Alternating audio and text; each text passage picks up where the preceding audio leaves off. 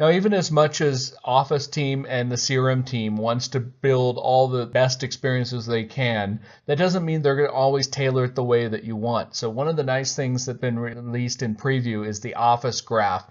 The Office Graph is essentially APIs that developers can use to build custom applications that pull data from Office 365. So if you look at this in a CRM perspective, that means that CRM developers can use that to build custom experiences that surface the Office 365 data within CRM in a meaningful way for that particular solution, leveraging the APIs to be able to interact, whether it's with the files, the mail, the calendars, tasks, all through the Graph API, and surface that data through dynamic CRM. One of the exciting new integrations with Office 365 and CRM is the CRM App for Outlook. Essentially, it's a lightweight client for surfacing the CRM data in the context of the Outlook desktop and web applications. There's no software to install on every client. You simply enable it from within CRM, and it makes the add-in available in the applications without any software being installed on each client's application.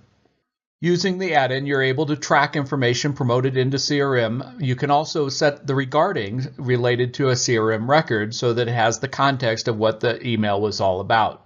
This allows you to track inbound as well as outbound emails. We'll talk a lot more about this in Module 3 when we cover email client integrations. The mobile experience is important not only from an email client perspective, but also when you start thinking about documents and those documents that are related to CRM data. As part of the integration with the productivity applications, both the phone and the tablet CRM clients have the ability to surface documents related to the records, just like you would see in the normal web application. So that means your SharePoint and OneDrive for Business documents, as well as your OneNote notebooks, can be surfaced and opened from within the context of the phone and tablet clients while you're on a record looking at the list of documents that have been uploaded. CRM has integration with Office groups in a couple of different ways. One way is by being able to surface the Office group information within the context of a CRM record, like you're seeing on the slide here. It also can take advantage of the Office groups connectors, which allows outside applications to publish information into the group. In this case, CRM can publish tasks into the Office 365 group to keep the group informed on what's going on with the record. If you're not familiar with Office groups, the simple way to think about it is a place for ad hoc teams to be able to collaborate. You can create a number of groups. In fact, you could create it from CRM or you could create it from within the Office portal.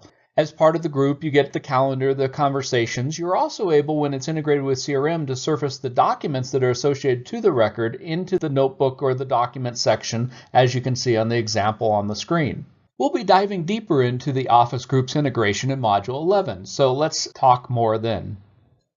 I want to take a minute here while we're still talking at an overall broad CRM project Office 365 integration level and talk a little bit about CRM project lifecycle. And what specifically I'm referring to there is thinking about dev, test, and production, or different environments that you might have involved in your deployments. One of the things to be aware of about the CRM and the Office integrations is they need to be configured in each of the different environments. So if you want to do some testing in test, you're going to have to turn those environments on. If you started in dev and you had those enabled so you could see how the experience looked like, you're going to move to test, you're going to have to re-enable them in there. You're going to have to make sure users are set up and it is attached to a test-oriented document library. So for example, if you were to use the SharePoint document management, and you were to have things posting to that, if you were to connect that up to your production SharePoint, then you're going to be intermixing your test and production. One of the areas to be particularly careful with that is if you're using the sandbox feature of CRM. If you're not familiar with the sandbox feature of CRM, it allows you to have a separate organization that if you opt in, it can be a copy of, let's say, your production CRM organization. So if you have document management or any of the other Office integrations enabled in your production environment, and you do a sandbox copy to test or to dev to be able to work with that data or a subset of that data, and you forget to go disable those integrations or continue to use those integrations, they're still going to be pointing to your production Exchange, your production SharePoint, and you want to make sure in most cases to go disable those so they're not polluting the production instances with dev or test type data. We'll touch on this more if there's any particular things in each of the different modules, but keep that in mind as you're starting to do your planning of how you're going to work as part of your project lifecycle with the Office integrations.